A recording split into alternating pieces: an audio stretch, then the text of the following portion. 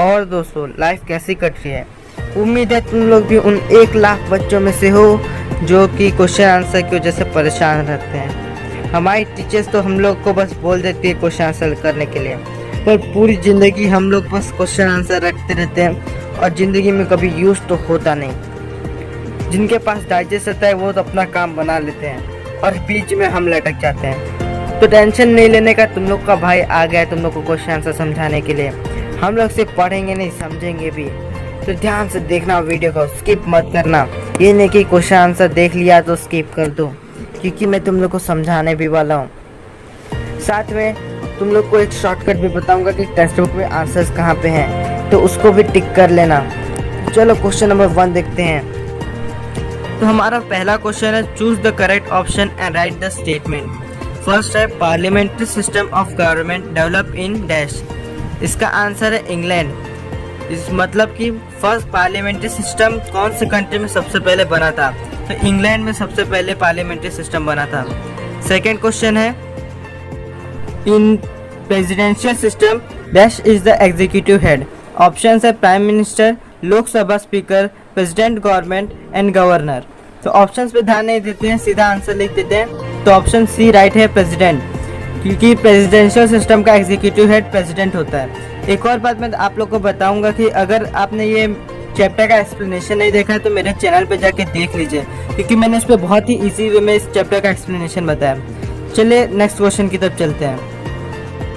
हमारा question number 2 है, choose the correct information in the following table. यानी कि इंस्टीट्यूशंस के नाम दिए हैं, उसके फंक्शंस लिखने हैं। लेजिस्लेचर का फंक्शन होता है टू मेक लॉ, यानी कि पूरे कंट्री में कौन से लॉ फॉलो होंगे, मतलब कौन से लॉ बनेंगे, ये लेजिस्लेचर का काम होता है। सेकंड है एग्जीक्यूटिव, इसका फंक्शन है टू इम्प्लीमेंट लॉ, यानी कि ये देखता है कि पूरे कंट्री में लॉ फॉलो हो रहा है कि नहीं। थर्ड है जुडिशरी, इसका काम होता है टू गिव जस्टिस, यानी कि कोई भी गलत काम होगा तो जस्टिस देना जुडिशरी का काम होता है। इस प्रकार से हमारा पूरा गवर्नमेंट सिस्टम इन 3 पार्ट में डिवाइड है। अब क्वेश्चन नंबर 3 देखते हैं। Explain the following statement with reason.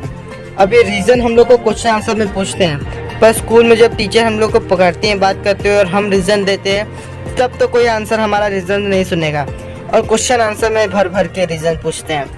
खैर कोई नहीं, पढ़ना तो पड़ेगा।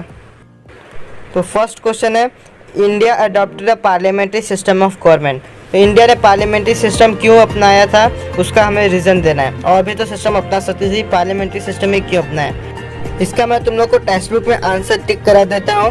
तो लास्ट सेकेंड पेज खोल लेना इस चैप्टर का, और आंसर जहाँ से मैं टिक कर रहा हूँ वहाँ से सेकेंड लाइन से 1 2 3 4 5 6 7 8 9th लाइन के लास्ट में टिक कर दो। यहाँ से ये भी आंसर तुम लोग लिख सकते हो।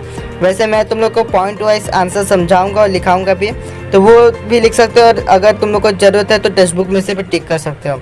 भाइयों, अब मैं आप लोग से एक रिक्वेस्ट करूंगा कि अगर आप मेरे चैनल पर नए हैं तो प्लीज़ सब्सक्राइब कर दीजिए और बेल आइकन को भी दबा दीजिए, क्योंकि क्वेश्चन आंसर मैं आप लोगों को समझाता हूं और साथ में टेक्स्ट बुक में भी आंसर कहाँ पे वो टिक करा देता हूं। तो अगर आप लोग को ये नहीं समझना तो टेक्सचुअल भी आप टिक कर सकते हैं, पर मैं इसमें इंपॉर्टेंट पॉइंट्स की समझाता हूँ, तो इसको देख लीजिए, बहुत इंपॉर्टेंट है, आप लोग को एग्जाम में हेल्प होगा। तो फर्स्ट क्वेश्चन का आंसर है, फर्स्ट पॉइंट है, the parliamentary system of government first develop in England, यानी कि इंग्लैंड में सबसे पहले पार्लियामेंट्री सिस्टम बना था। सिंपल पॉइंट है, सिंपल दिमाग में रख लेना। सेकंड है, the British rulers govern in accordance with this system, यानी कि जो ब्रिटिशर्स थे जब इंडिया आज़ाद नहीं हुआ था तो वो इसी सिस्टम की हेल्प से इंडिया को गवर्न करते थे। थर्ड पॉइंट है, the parliamentary system of government in India is also a product of freedom movement, यानी कि जो पार्लियामेंट्री सिस्टम है इंडिया का वो फ्रीडम मूवमेंट का प्रोडक्ट भी कहा जाता है। यानी कि जब इंडिया लड़ाई कर रही थी फ्रीडम पाने के लिए, तब जो हमारे फ्रीडम फाइटर्स थे उन्हें हराने के लिए पूरे सिस्टम को एक बार पढ़ना पड़ा था अच्छे से, जिसके वजह से वो बिल्कुल फैमिलियर हो चुके थे, बहुत अच्छी तरीके से जानते थे इस सिस्टम को, इसलिए उन्होंने इस सिस्टम को अपना लिया। क्योंकि और सिस्टम जाते तो उसको भी समझना पड़ता है कैसे सिस्टम है, तो उन्हें ज़्यादा ये अच्छा लगा और इसी को अपना लिया। लास्ट में आप लोग बहुत कॉमन चीज़ लिखेंगे जो है therefore India adopted the parliamentary system. Question को ये पूरा कॉपी कर लेना है। सेकंड क्वेश्चन देखते हैं।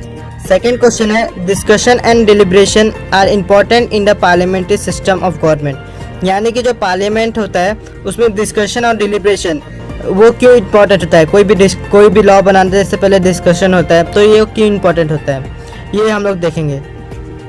तो इसका मैं सबसे पहले आप लोग को टेक्स्ट बुक में आंसर टिक कर देता हूँ कि टेक्स्ट बुक में आंसर कहाँ है। तो पेज नंबर 69 खोल लीजिए टेक्स्ट बुक का, और जो पैराग्राफ आपको दिख रहा है 4 पैराग्राफ आपको आंसर में लिखना है।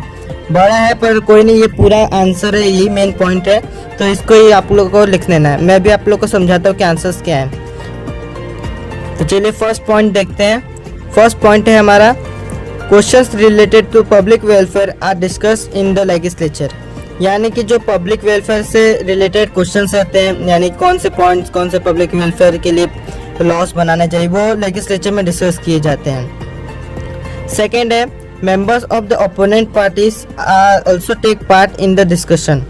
यानी कि जो ओपोनेंट पार्टीज होती हैं वो भी डिस्कशन में पार्ट ले सकती हैं। इसका एक एग्जांपल मैं आप लोग को देता हूँ, जैसे बीजेपी और कांग्रेस है। बीजेपी जीत चुकी है, कांग्रेस हारी, तो मतलब कांग्रेस ओपोनेंट पार्टी हुई। तो बीजेपी जो लेजिस्लेचर में लॉ बनाएगी तो जो कांग्रेस है वो भी पार्टिसिपेट कर सकती है उस डिस्कशन में। थर्ड पॉइंट है हमारा, opposition parties may support the government and also point out shortcoming in policies and laws. They can also raise question against the policies.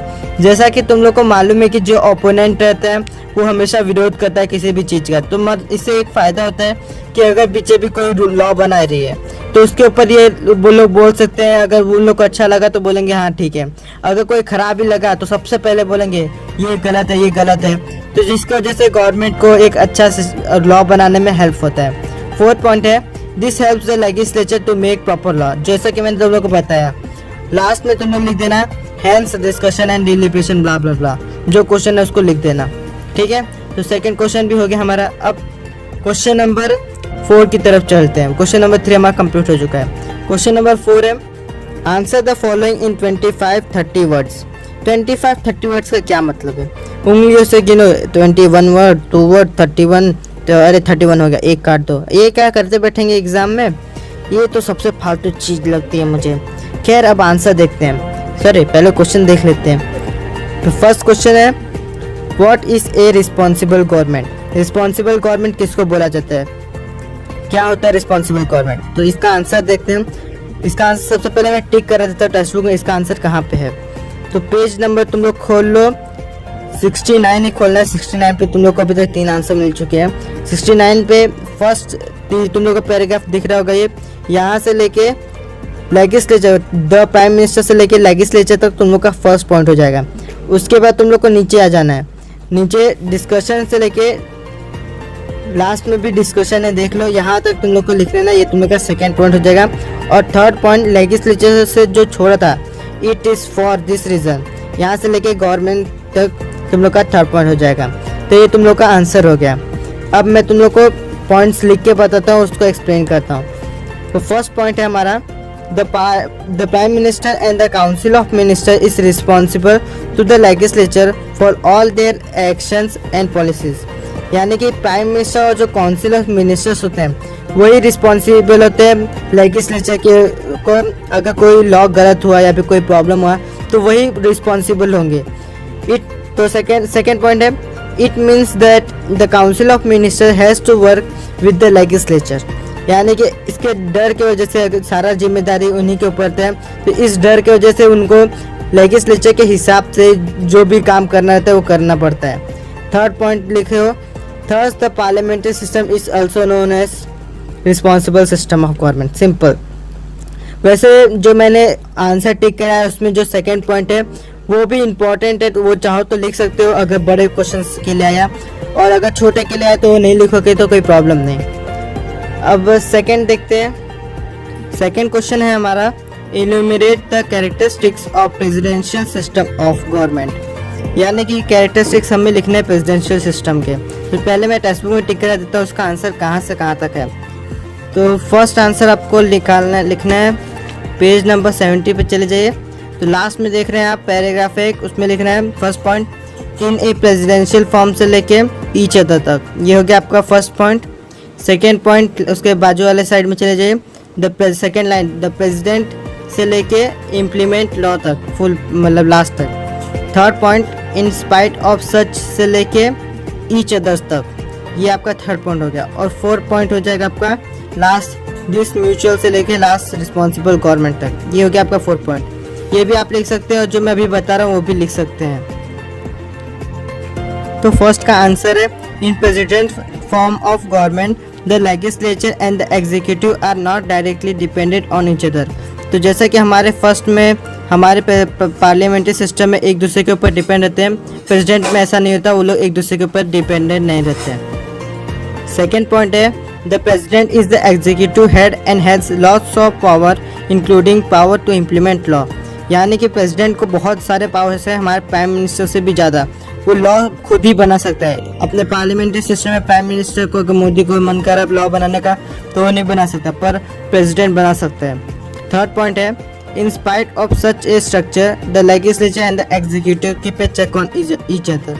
यानी कि एक दूसरे के ऊपर डिपेंडेंट नहीं है, फिर भी वो लोग एक दूसरे के ऊपर नज़र रखते हैं कि कोई गलत काम तो नहीं कर रहा है। फोर्थ पॉइंट है this mutual control over each other can lead to responsible government.